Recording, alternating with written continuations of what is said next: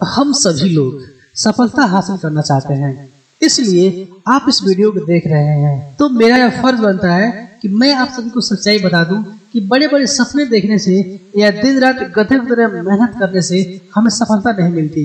क्योंकि सफलता आपको तभी मिलती है जब आपके पास उस काम को करने के लिए जरूरी स्किल्स मौजूद होगी। आपके पास फंडामेंटल स्किल्स ही मौजूद नहीं होंगी तो आपको कभी भी जीवन में सफलता मिल ही नहीं सकती। इसलिए आपको यदि इतिहास रचना है और दुनिया में कुछ बड़ा करके दिखाना है तो आपको कुछ फंडामेंटल स्किल्स सीखनी ही पड़ेगी। सबसे पहला स्किल है वह है the art of learning. Psychological research यह बताती है कि दोस्तों कोई भी बच्चा या इंसान पैदाइशी बुद्धिमान नहीं होता है, बल्कि समय रहते यह बच्चा अपनी बुद्धि का विकास खुद करता है, तब जाकर के वह बुद्धिमान बन पाता है। यहाँ यह भी सच है कि माता पिता की खूबियां उस बच्चे में आती हैं, लेकिन वह खूबियां भी अपना असर दिखाना तभी स्टार्ट करती है जब आप अपने बुद्धि को एक चरम सीमा तक विकसित किया होगा। जैसे कि बचपन में सर आइजैक न्यूटन को स्कूल वालों ने यह कहकर निकाल दिया था कि वह एक मंद बुद्धि बालक है और वह हर वक्त बाकी बच्चों के साथ झगड़ता ही रहता है, इसलिए ऐसे मंद बुद्धि बालक को पढ़ा नहीं सकते। उसके बाद न चाहते हुए भी सर आइजैक न्यूटन को खेती करनी पड़ी थी,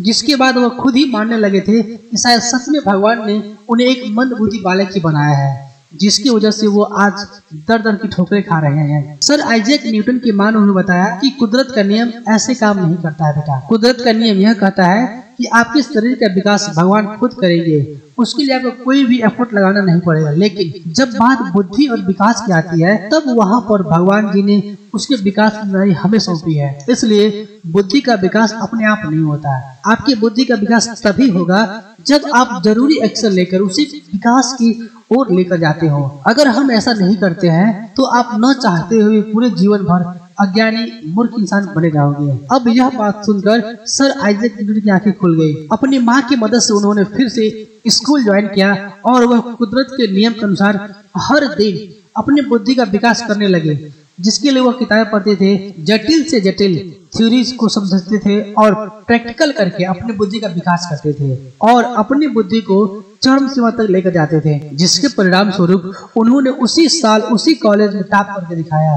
एक अच्छे स्टूडेंट बनकर टीचर के साथ साथ उन्हें चढ़ाने वाले बाकी स्टूडेंट की बोलती बंद कर दी। मगर वो यहाँ भी नहीं रुके, उन्होंने अपनी आर्ट ऑफ लर्निंग की मदद से ट्रिनिटी कॉलेज में एडमिशन ले लिया और कुछ ही सालों में law of gravity, law of motion और कैलकुलस जैसे कई सारी चीजों का आविष्कार करके दिखाया। और यह चमत्कार इसलिए हो पाया, लॉ ऑफ लर्निंग का इस्तेमाल करके अपने बुद्धि का विकास चरम सीमा तक किया था और इसी वजह से बचपन में मंद बुद्धि कहलाने वाले बालक को आज पूरी दुनिया सबसे बुद्धिमान व्यक्ति मानती है। यहाँ तक कि खुद अल्बर्ट आइंस्टाइन अपने वार्डरूम में सर आइजैक न्यूटन का फोटो लगाकर रखते थे और उन्हें अपना गुरु मानते थे। अगर सर आइजैक न्यूटन अपनी माँ की बात नहीं मानते और अपने बुद्धि विकास नहीं किया होता तो वह आज भी एक मंद बुद्धि इंसान की तरह ही बिना सोचे समझे ही खेती में ही काम कर रहे होते और अपनी जिंदगी बिता रहे होते और अपने अंदर छुपे अद्भुत काबिलियत को कभी जान ही नहीं पाते। ठीक इसी तरह दोस्तों, अगर आप अपने अंदर लॉ ऑफ लर्निंग को सटीक तरीके से इस्तेमाल करके अपने बुद्धि का विकास करके चरम सीमा तक लेकर जाने की काबिलियत होगी तो आप भी एक दिन इस दुनिया को अपने कदमों झुका देंगे। और यही वजह है कि आज भी दुनिया के जितने भी महान और सफल व्यक्ति हैं वह किताबें पढ़ते हैं, लॉ ऑफ लर्निंग का इस्तेमाल करके वो अपने फील्ड में सफलता की शिखर तक पहुंचते हैं। दूसरा लर्निंग स्किल है वो है अटेंशन मैनेजमेंट। अटेंशन मैनेजमेंट यानी ज्ञान को एक जगह केंद्रित करने की स्किल। ऐसे में एक बार की बात है, स्वामी विवेकानंद जी ने देश विदेश की भ्रमण यात्रा पर निकले हुए थे और भ्रमण यात्रा के दौरान जहाँ भी उन्हें नए नए ग्रंथ मिलते थे उन्हें वहाँ पढ़ना पसंद करते थे। ऐसे ही एक बार एक लाइब्रेरी बहुत ही पसंद आ गई और वह वहीं पर कुछ दिन रुक गए और लाइब्रेरी से एक ही किताब मंगवा कर पढ़ने लगे। स्वामी विवेकानंद की ज्ञान शक्ति इतनी पावरफुल थी कि वह एक ही दिन में पूरी किताब पढ़कर दूसरे दिन लाइब्रेरी में वापस लौटा देते थे और ऐसे ही वह हर रोज नए नए किताबें मंगवाते थे और अगले दिन ही उसे वापस कर देते थे। यह सब देखकर लाइब्रेरियन परेशान हो गया। एक दिन उसने उनसे पूछ ही लिया कि भाई अगर आप इतनी सारी नई नई किताबें देखने के लिए ही लेकर जाते हैं तो इतनी तकलीफ मत उठाया करो, मैं यहाँ पर यह सारी किताबें दिखा दूंगा। रोज रोज नई किताबें उठाकर लेकर जाना और उसे अगले दिन वापस कर देना यह कोई अच्छी बात नहीं है। तब उन्होंने कहा, नहीं भाई, मैं यह किताबें देखने के लिए नहीं लेकर जाता हूँ, बल्कि मैं यह किताबें एक दिन में पूरा पढ़ता हूँ और फिर दूसरे दिन लौटाने के लिए आता हूँ। यह बात लाइब्रेरियन को झूठी लगी। स्वामी विवेकानंद जी ने कहा, वहाँ से आप नाराज मत होइए, मैंने आपके द्वारा दी गई सारी किताबें पढ़ी है और वह सारी किताबें मुझे मुँह ज़बानी याद है। ऐसा कहकर स्वामी विवेकानंद जी किताब लौटाते हुए उस किताब के महत्वपूर्ण चैप्टर को मुँह ज़बानी उस लाइब्रेरियन को सुनाए और यह सुनकर वह पूरी तरह से शॉक हो गया और स्वामी विवेकानंद के चरणों में गिर गया और इस चमत्कारी का राज पूछने लगा। तब स्वामी जी ने बताया, जब आप किसी चीज में इस कदर डूब जाते हो, आपको पता ही नहीं चले कि आपके आसपास क्या हो रहा है, तब आप अपने ध्यान की उच्चतर सीमा को हासिल करने लगते हो, जहाँ पर आप किसी भी चीज को अपनी मेमोरी में परमानेंट स्टोर कर लेते हो।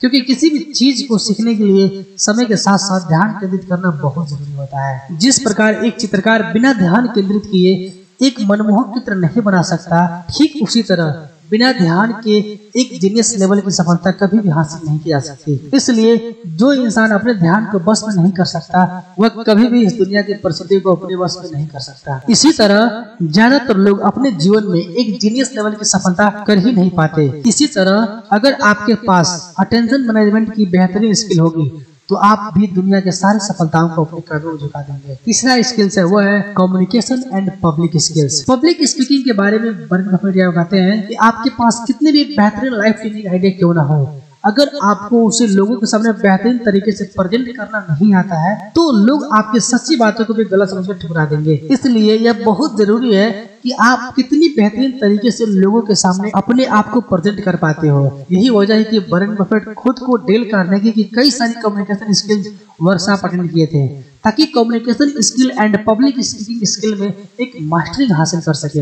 अपने कम्युनिकेशन स्किल में मास्टरिंग हासिल करने के बाद वॉरेन बफेट ने अपने बिजनेस को मार्केट में काफी अच्छे तरीके से ग्रो किया था। अब वे बेहतरीन तरीके से आइडिया और इन्वेस्टमेंट स्ट्रेटेजी को लोगों के सामने प्रेजेंट कर पाते थे, जो कि कुछ ही मिनटों में लोगों का भरोसा जीतकर उन्हें उनके बिजनेस में इन्वेस्ट करने के लिए मजबूर कर देते थे। इसी चीज को स्टीव जॉब भी बहुत बारीकी से यूज करते थे। अपने स्पीच को डिलीवर करने से पहले कुछ टाइम प्रैक्टिस करते थे ताकि अपने ऑडियंस को अपने प्रोडक्ट के साथ साथ कनेक्ट कर सके और इसी स्किल की वजह से वो अपने हर इवेंट को यादगार बना देते थे, जिससे उनके इवेंट लोगों को दिलो दिमाग में हमेशा के लिए गहरी स्पेशल जगह बना लेती थी। चौथा स्किल है वो है लीडरशिप स्किल। यहाँ पर लीडरशिप स्किल का मतलब होता है कि ऐसा एक व्यक्ति जो अकेला आगे आकर अपने नेतृत्व से अपने साथ साथ सहकर्मी अपनी कम्युनिटी को भी अपने सटीक सिद्धांतों की मदद से सफलता के शिखर तक लेकर जाए, ऐसे इंसान को सफल लीडर कहा जाता है। अब दोस्तों आप मान लीजिए कि आप भारत से अमेरिका जाना चाहते हैं और आपके पास दो ही ऑप्शन है। पहला यह है कि आप राहुल के साथ यात्रा कर सकते हैं जो कि 10 साल से हवाई जहाज उड़ा रहा है, और दूसरा ऑप्शन यह है कि आप अपने बहुत ही जिगरी दोस्त मोहन लाल साथ यात्रा कर सकते हो जो कि केवल पबजी गेम में ही प्लेन उड़ाकर लोगों को सही जगह पर लैंड कराया है। तो आप इन दोनों में से किसके साथ यात्रा करना पसंद करोगे? जहाँ तक मुझे पता है आप राहुल के साथ यात्रा करना पसंद करोगे। क्यों? क्योंकि मोहनलाल भले ही आपका जिगरी दोस्त है मगर फिर भी